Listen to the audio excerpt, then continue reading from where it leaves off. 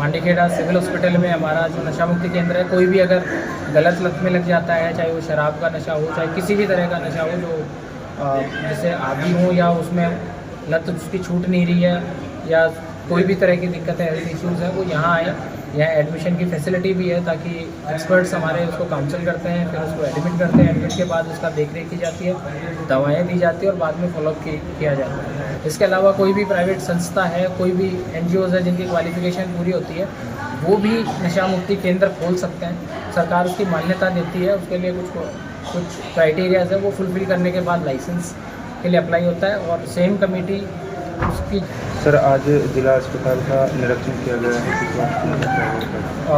आज जिला अस्पताल में नशा मुक्ति केंद्र जो सेटअप किया हुआ है उसका निरीक्षण था, जिसकी कमेटी ने इसका निरीक्षण किया है। और जो नशा मुक्ति केंद्र है वो सोशल जस्टिस डिपार्टमेंट की हिदायतों के हिसाब से उनकी रेटिंग सिस्टम तय की जाती है कि वो कितना अच्छा कर रहे हैं, ताकि उनका आगे जो लाइसेंस है वो नवीनीकरण किया जाता है। और जहाँ सुधार की गुंजाइश होती है वो हमारी जो कमेटी है वो सिफारिशें करते हैं, इस पर काम किया जाता है। नशा मुक्ति केंद्र है, उसमें पेशेंट से भी आज इंटरेक्शन किया गया, बाकी सुविधाओं का जायजा लिया गया और कमेटी की मंत्रणा करके और उसकी रेटिंग तय की गई।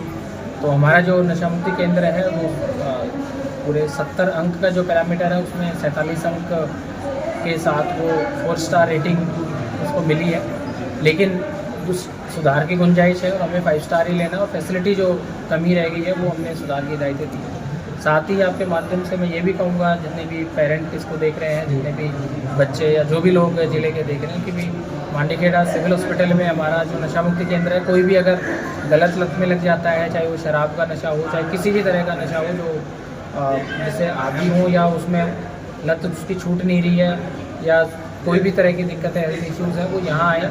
यहाँ एडमिशन की फैसिलिटी भी है ताकि एक्सपर्ट्स हमारे उसको काउंसिल करते हैं, फिर उसको एडमिट करते हैं। एडमिट के बाद उसका देखरेख की जाती है, दवाएं दी जाती है और बाद में फॉलोअप किया जाता है। साथ ही क्योंकि नशा पूरे परिवार को, पूरे समाज के लिए बहुत ही घातक सिद्ध होता है, तो मैं ये भी अपील करूँगा कि इस लत से सभी युवा, सभी उम्र के जो लोग हैं वो दूर रहें।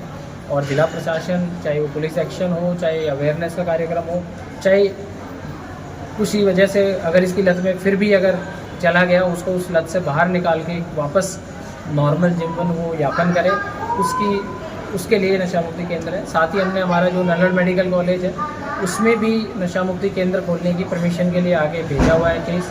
जल्दी वो उसकी स्वीकृति मिलते ही हमारे पास 2 नशा मुक्ति केंद्र जो है वो हो जाएंगे, ताकि हम ज़्यादा से ज़्यादा ऐसे कोई भी व्यक्ति हैं उनको रिहेबिलिटेट कर सकें। इसके अलावा कोई भी प्राइवेट संस्था है, कोई भी NGOs है जिनकी क्वालिफिकेशन पूरी होती है, वो भी नशा मुक्ति केंद्र खोल सकते हैं। सरकार उसकी मान्यता देती है, उसके लिए कुछ क्राइटेरियाज है, वो फुलफिल करने के बाद लाइसेंस के लिए अप्लाई होता है और सेम कमेटी उसकी जांच के बाद अनुशंसा करती है।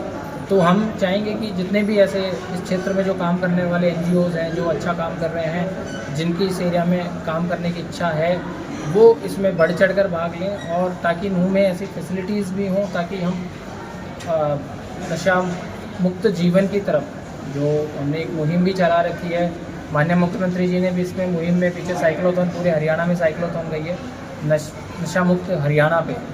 तो पूरी सरकार की बहुत पुरजोर कोशिश है कि इस बीमारी को, जो एक समाज के लिए बहुत ही घातक है, उसको ख़त्म किया जाए और हम इसको ख़त्म करके रहेंगे। सर, अल्ट्रासाउंड की सुविधा नहीं है हॉस्पिटल में काफ़ी दिनों से। जो भी फैसिलिटी का इश्यूज़ है, अभाव है, चाहे वो मेडिकल प्रोफेशनल्स की कमी हो, चाहे कोई बिल्डिंग का हो, चाहे अल्ट्रासोनोग्राफी वगैरह का हो, वो सारी चीज़ें हमारे संज्ञान में समय समय पे हेल्थ विभाग से समीक्षा भी हो रही है और हम उसमें आगे कार्रवाई भी कर रहे हैं। और कोशिश यही है सरकार की भी फैसिलिटीज़ इम्प्रूव हों और हम इम्प्रूव करेंगे। Thank you.